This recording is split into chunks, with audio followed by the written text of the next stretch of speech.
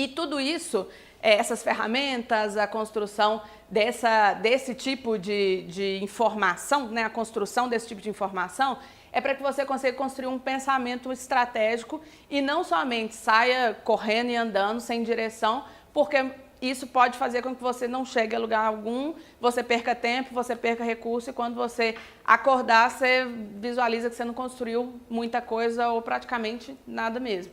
Por quê? Quando a gente fala de startup, a gente está falando de uma das características principais, que é esse ambiente de extrema incerteza.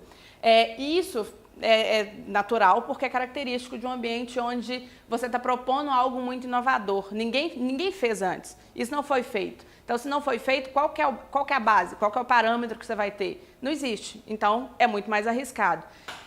E essa busca, né, por ideias inovadoras, esse pensamento, né, estratégico orientado, ele deve fazer o quê? Buscar, capturar e encontrar formas de inovar na proposta de valor, no valor que você está entregando para o seu cliente. A gente já passou também pela proposta de valor, quando a gente falou de dos outros workshops, de como que a gente está construindo esse Canvas. Então, a gente está dando zoom em uma parte específica do Canvas, que é o de vantagem competitiva. E o que é importante ressaltar aqui é que todos os blocos que você vai preencher do Canvas, eles vão ter que se conversar. Não faz sentido você colocar uma informação desconecta de outro bloco do Canvas, porque isso, quando você vai explicar o seu modelo de negócio, ele não fica um modelo de negócio conciso, ele não faz sentido, ele não é lógico. Então, todas essas informações, elas têm que fazer sentido quando colocadas juntas, apesar da gente ter cada momento específico de dar um zoom e falar um pouquinho mais sobre cada elemento, sobre cada bloco do Canvas que vocês vão preencher. E nessa parte de busca por inovação, uma estratégia muito conhecida é a estratégia do Oceano Azul. Ela vem, e aí quando a gente pega um pouco também a associação das 5 forças de Potter, ela está associando a um ambiente de muita concorrência, no caso do Oceano Vermelho. Por quê?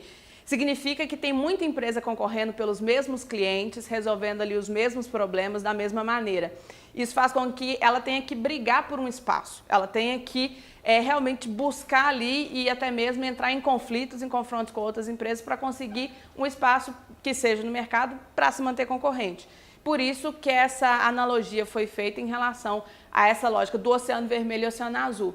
Enquanto no Oceano Azul os peixes estão todos lá brigando pelo mesmo mercado, brigando pelo mesmo público, no Oceano Vermelho, né? No Oceano Azul você tem uma realidade onde você busca uma inovação de valor, você quer entregar essa inovação de valor e ao invés de ficar brigando, competindo com seus competidores ali daquele ambiente pelo mesmo público, oferecendo a mesma solução, ele quer criar um espaço próprio, ele quer tornar a concorrência irrelevante, ele quer se diferenciar.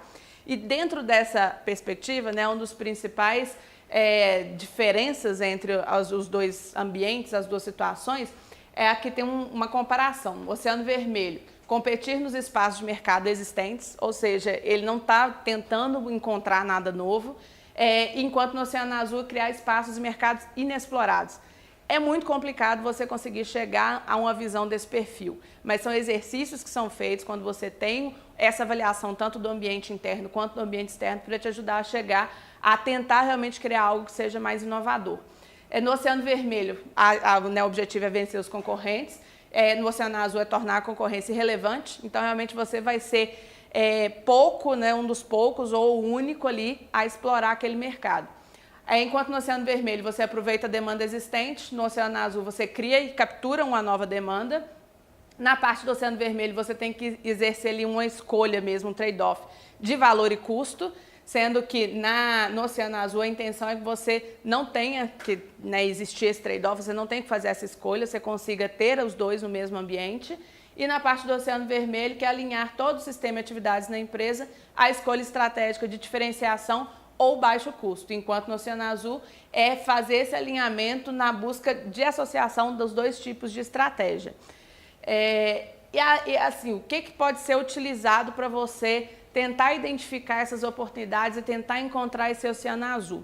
Uma das ferramentas que é utilizada, na verdade, são algumas perguntas que você pode fazer para imaginar, identificar um ambiente onde você consiga ser um único, onde você consiga oferecer um valor, onde você consiga oferecer uma inovação que não está acontecendo, que outros concorrentes não estão conseguindo visualizar ou aproveitar esse ambiente. E aqui são algumas perguntas que giram em torno de 4 grandes termos, né? Que é a parte de reduzir, criar, elevar e eliminar. Então, quando eu estou falando de reduzir, quais atributos que podem ser reduzidos bem abaixo do padrão do setor, dos padrões setoriais? Para eu responder essa pergunta, eu preciso entender quais são os padrões setoriais. Então, fazer a análise anterior sobre esse ambiente externo vai te ajudar a fazer esse exercício também. Criar. Quais atributos nunca oferecidos pelo setor devem ser criados? Tem algo que ainda não está sendo aproveitado? Da mesma forma, vocês podem avaliar, né, identificar. Para responder todas essas perguntas, é preciso analisar anteriormente esse ambiente externo para saber onde você se encontra, quem são seus concorrentes. Na parte de elevar, quais atributos devem ser elevados bem acima dos padrões setoriais, novamente tentando entender essas características do setor, e eliminar quais atributos considerados indispensáveis que podem ser eliminados. Essa é uma proposta onde muitas vezes você vai ser bem inovador quando você começar com essa solução, né, com esse produto. E um dos principais exemplos que são trazidos para poder identificar e acho que exemplificar um pouco da aplicação dessa estratégia, né, do Oceano Azul é o do Cirque du Soleil. Aqui é feita uma curva de valor, onde identifica tanto primeiro os principais atributos, né, que eles consideraram importantes na época, e também aqui na parte de cima quem são esses concorrentes, para que dessa forma possa ser feita essa curva de valor e identificar onde estão as principais diferenças entre essa solução inovadora e os concorrentes, como que eles estão explorando o mercado atualmente. E aí, nesse exercício, quando a gente avalia item a item, na parte de eliminação, o que eles eliminaram com essa proposta de uma atividade de entretenimento nova, né? Que é o circo, mas é um circo vindo de uma forma muito diferente. Então, eles eliminaram os astros circenses, espetáculos com animais, inclusive isso causava um desconforto até muito grande para algumas pessoas, que a gente foi mudando de comportamento, foi mudando até de perspectiva, e muito mais pessoas se preocupavam ali com os maus tratos que às vezes aconteciam com esses animais. Espetáculos com vários picadeiros, eles concentraram a atenção de todos num único ali espetáculo. O que foi elevado? O picadeiro único e o preço. Então, assim, quando às vezes você vai analisar, não, eu sempre tenho que ter o meu preço inferior porque eu tenho que competir. Essa é uma estratégia. Existem outras estratégias. Quem podia imaginar que você elevando o preço de um espetáculo desse, você conseguiria ampliar e muito, aumentar muito essa participação, visibilidade, até mesmo o interesse e o desejo das pessoas de irem nesse tipo de entretenimento. Na parte de reduzir diversão e humor, então é muito mais artístico. E na parte também de vibração e perigo. Então, eles foram reduzidos muito mais esses elementos em relação ao circo da forma tradicional que a gente conhece.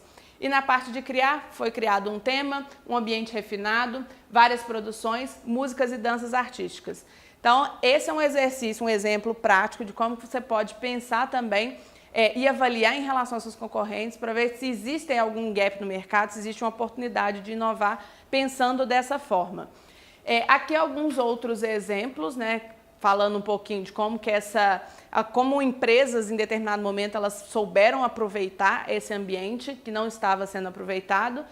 No caso da Apple, graças a seu combo iTunes e iPad, conseguiu 60% do mercado de produtores de música digital ao integrar hardware do iPod e o software com iTunes. Então é algo que ninguém estava sendo feito, a música era ouvida de outra forma. As pessoas elas tinham esse contato, né, com o meio digital, com a música, de uma forma completamente diferente. Na parte da Dell, introduziu conceitos de personalização na compra de computadores pessoais e inventou um novo modelo de negócio para a indústria nos anos 90. O Cirque du Soleil, como eu já comentei, renovando e inventando essa nova forma de entretenimento, essa nova forma de ver o circo.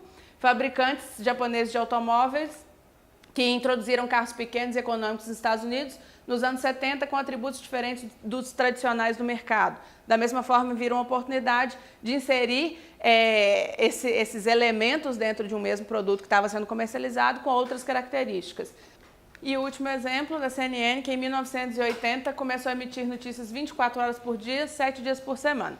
Como vocês podem reparar, eu trouxe alguns exemplos, e todos de alguns anos atrás, porque está cada vez mais difícil você conseguir inovar de uma forma tão disruptiva como esses exemplos que eu trouxe, porque tem muita gente criando, reinventando e pensando soluções para resolver os problemas que a gente tem atualmente.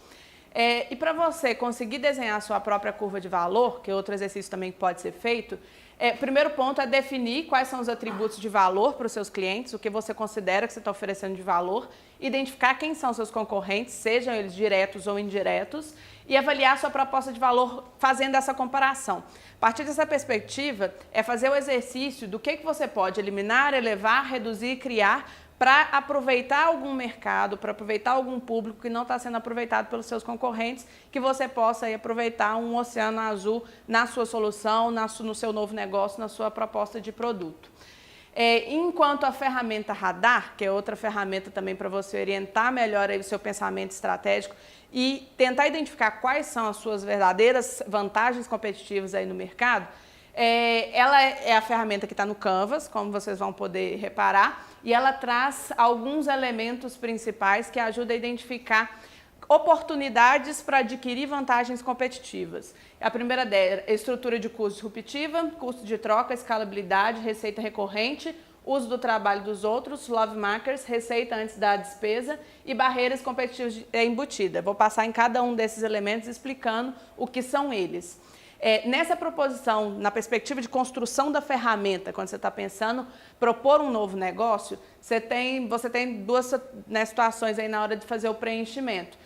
Você tem que avaliar se realmente você tem alguma vantagem, se você tem alguma situação ali da sua solução que se encaixa em algum desses elementos e, caso não tenha, se é possível explorar alguma oportunidade dentro dessa perspectiva.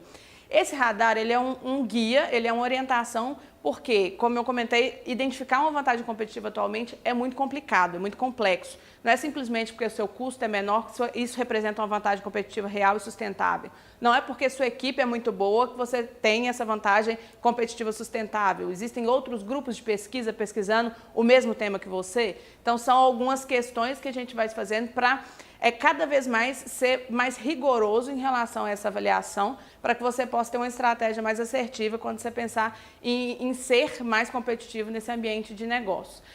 Aqui um exemplo de preenchimento, que é no caso da Nespresso, antes do vencimento da patente, que a patente ela é um exemplo claro no caso de barreira de entrada. Então, se você tem uma patente que você pode explorar comercialmente ali, aquele produto, aquela solução por muito tempo, sem dúvida, você vai conseguir se manter no mercado por esse tempo, mas se prepare, porque depois da queda da patente, o que você vai fazer? Como vai ser a exploração ali do seu produto, né, desse momento para frente? Então, a intenção aqui, vocês façam o preenchimento desse Canvas, avaliando item a item, que é o que eu vou passar e explicar um a um, e também não se limitem somente a essas possibilidades. Pensem e tentem identificar quais são outros elementos que podem representar uma vantagem competitiva. E fazendo esse exercício, vocês podem aplicar o modelo VRIO para vocês respondendo aquelas 4 perguntas, saberem em qual nível, em qual ambiente, ali, qual que é o resultado que vocês têm em relação a essa avaliação desse ambiente competitivo, dessa vantagem competitiva. O primeiro deles é o custo de troca.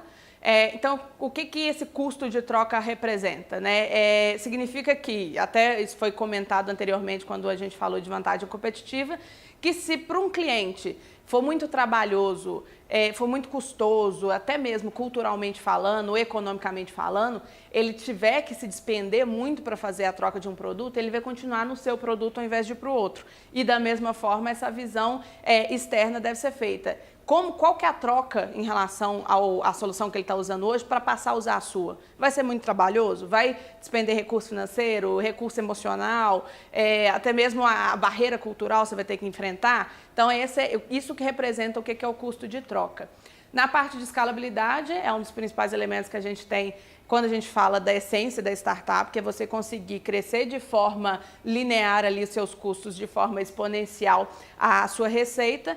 E é muitas vezes quando você consegue utilizar a tecnologia, utilizar mecanismos que eles vão ser padrão para que você consiga ter essa estrutura de custo controlada e conseguir ter um ganho maior. Então, um exemplo em relação à escalabilidade, quando a gente fala, é a consultoria. A consultoria ela é uma atividade pouco escalável. Por quê? Porque ela depende de um relacionamento, de uma personalização de um produto, ela depende do consultor entrando em contato diretamente com o cliente para conseguir atender de forma específica e atender ali as demandas de uma forma muito pontual e personalizada. Então, a escala, muitas vezes, com isso, ela diminui. Não significa que todo negócio precisa ter escala. Cada negócio ali vai ter sua particularidade e suas características. A escala ela entra ali como um fator de competitividade a partir do momento que você consegue ter essa receita de forma exponencial. Receita antes da despesa.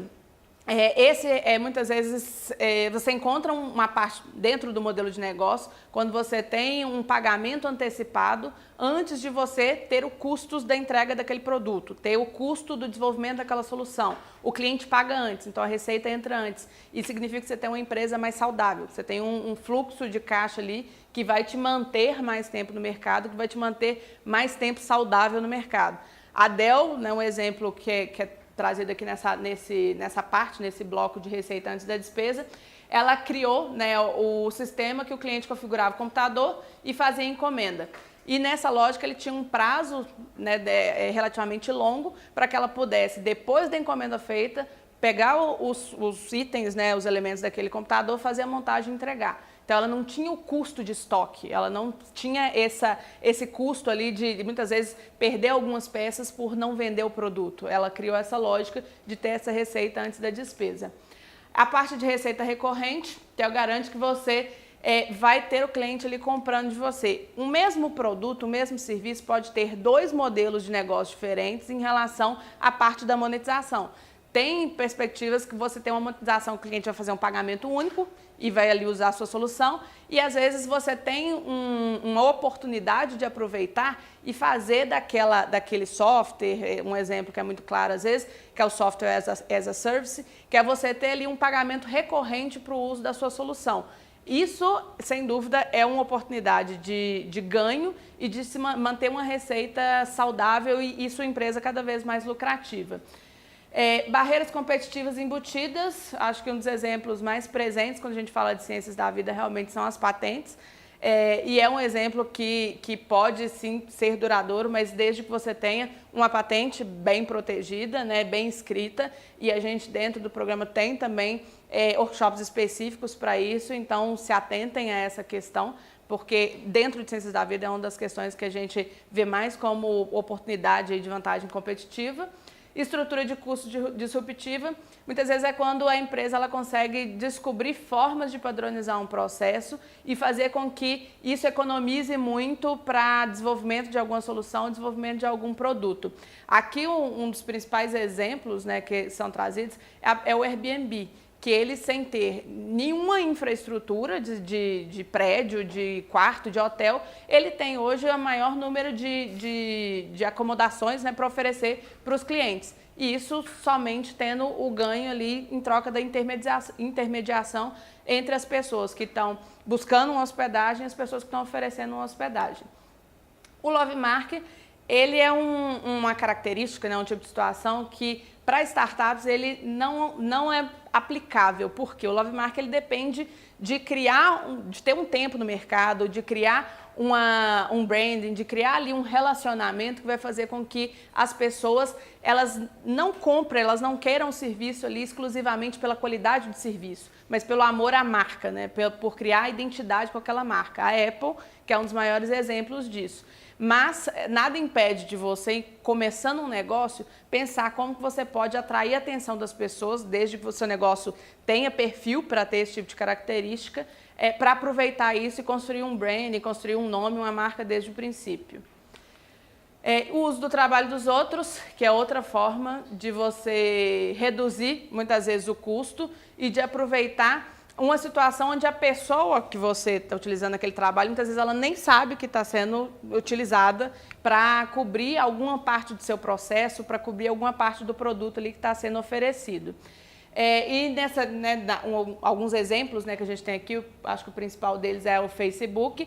Na verdade, o principal produto, a principal solução que o Facebook oferece é as pessoas que colocam informação lá. Se dependesse do Facebook aprovar todas as informações que foram colocadas lá, se dependesse do Facebook fazer a movimentação de informação ali dentro, ele não seria o que ele é hoje, porque hoje tem milhões de pessoas fazendo esse trabalho por ele e gerando essa interação dentro da plataforma. Então aqui é só uma visão geral desse radar, né, que vocês vão preencher aí no Canvas. E todas essas ferramentas que foram passadas aqui hoje, 2 delas vão ser de preenchimento obrigatório para vocês, que a gente vai acompanhar, inclusive, também nas planilhas de acompanhamento, que é a ferramenta do radar e a matriz Vrio. As outras ferramentas, elas são opcionais, elas podem ajudar muito nessa visão, na construção dessa visão do ambiente externo e do ambiente interno, para que vocês consigam identificar qual que é a sua essência de competitividade, quais são as suas vantagens competitivas e como que você pode trabalhar o seu produto, a sua solução, para você ser cada vez mais competitivo no mercado. Muito obrigada pela atenção.